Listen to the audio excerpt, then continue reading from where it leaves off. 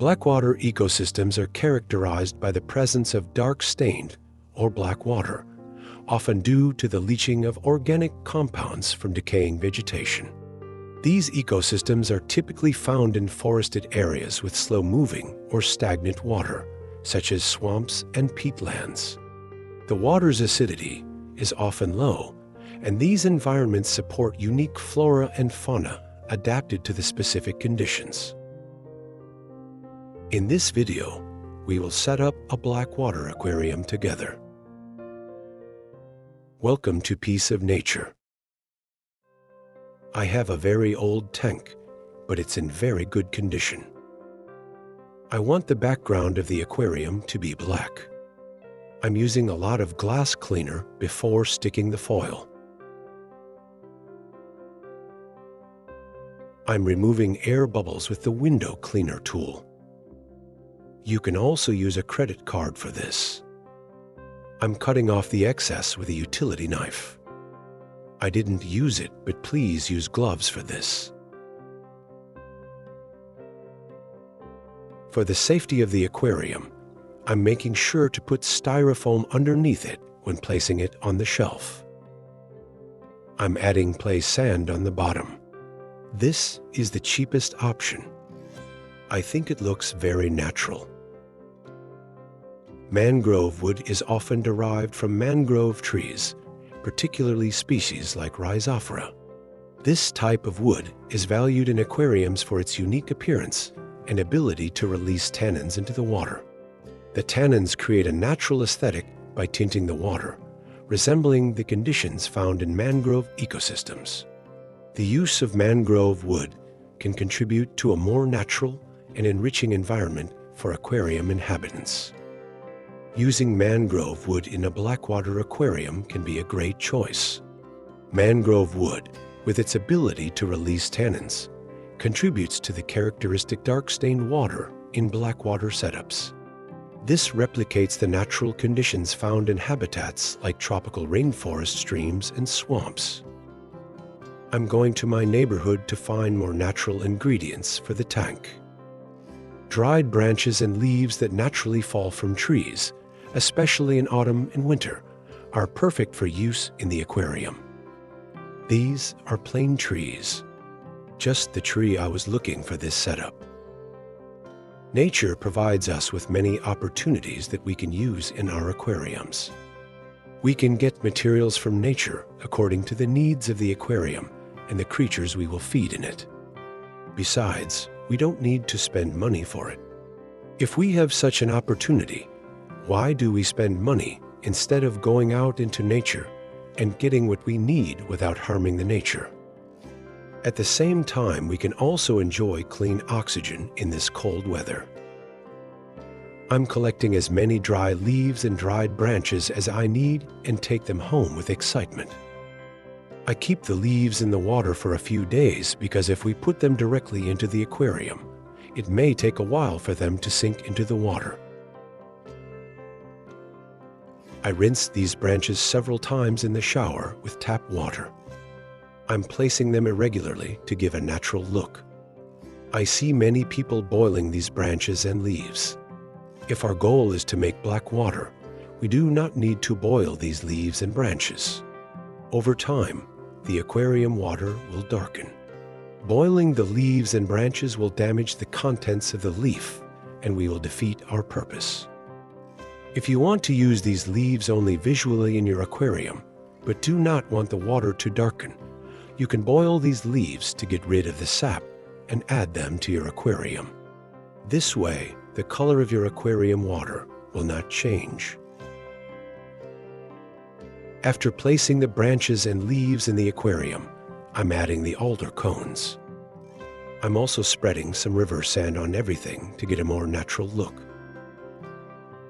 I tried to imitate the stream bottom as much as I could. After adding water to the aquarium, all these materials will harmonize in disorder and give us maximum naturalness. And the creatures inside will live in an environment close to their real habitats. The name of this plant is Areca palm. I have a good idea with it. I have such a driftwood, perfect for planting plants, plus it has a drainage hole. We need to work on it a bit. I'm covering the side of the driftwood with a weed barrier so the soil inside of the driftwood does not fall into the water. Super glue is a good adhesive for this. I'm also covering the drainage holes with the same material. Now it's ready to put soil in it. I'm placing the driftwood pot in the upper left corner of the aquarium. It will be heavier when I put soil into it. For this reason, it's not very safe. I have another nice piece to support the side and bottom. I'm placing it here too.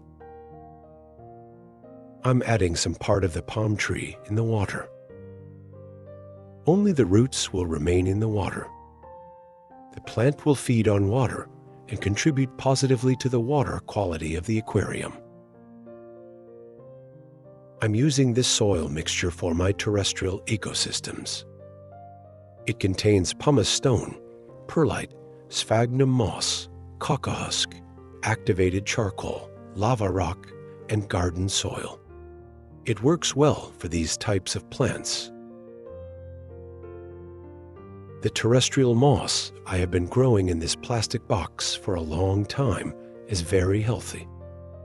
I opened the lid of the plastic box after months to place this very special perfect moss into this project. The moss needs to stay moist at all times. This soil mix is an excellent base as it retains moisture. Since the top of the aquarium is open, this moss and palm plant I placed on it will be constantly exposed to moisture. If this humidity will not enough, I can put a small humidifier next to them. It harmonizes with the top and inside of the aquarium. I really like the results so far. It is just like a piece of nature. I'm going to use a very simple small mechanical filter for this aquarium. There is only sponge inside this small filter. This will be enough for this setup. I'm filling the tank with tap water and starting the filter. It will wait like this for a week.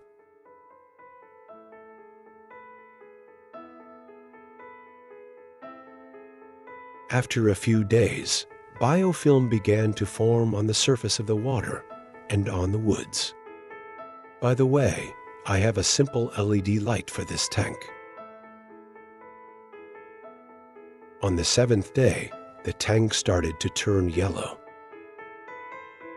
The essence of the leaves, branches, and mangrove roots began to mix with the water. Palm plant and moss looks healthy. I sprayed water to the moss several times in a day to help it here for new location.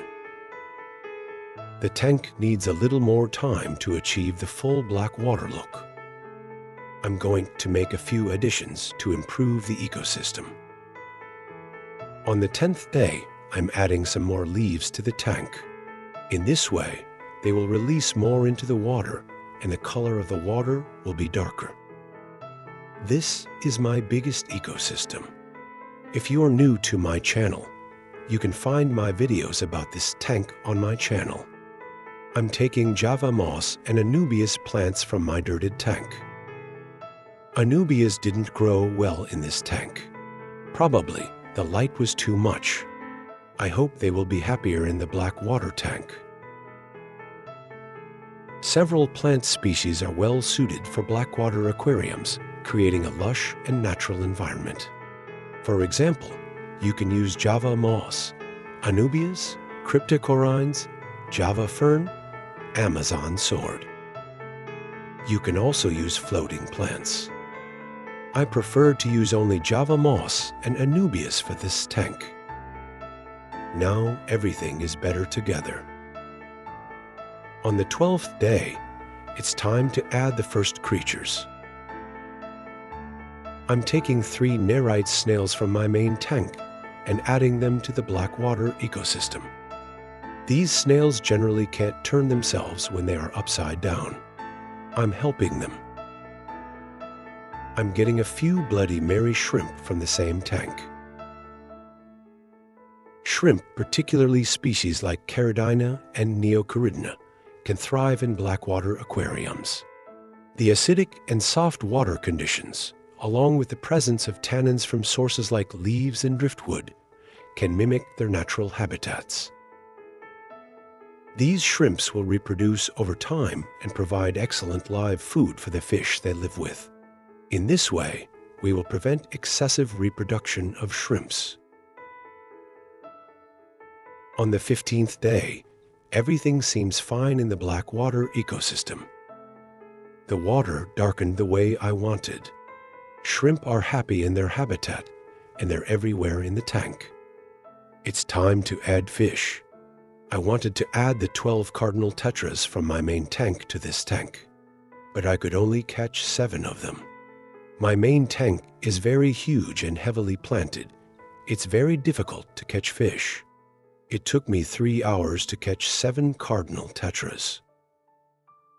I think we made a very nice Blackwater tank. I'm very pleased with the result. In the following seconds, you'll see the final version of the tank with the fish in it. Thank you very much for watching this far. Peace and love.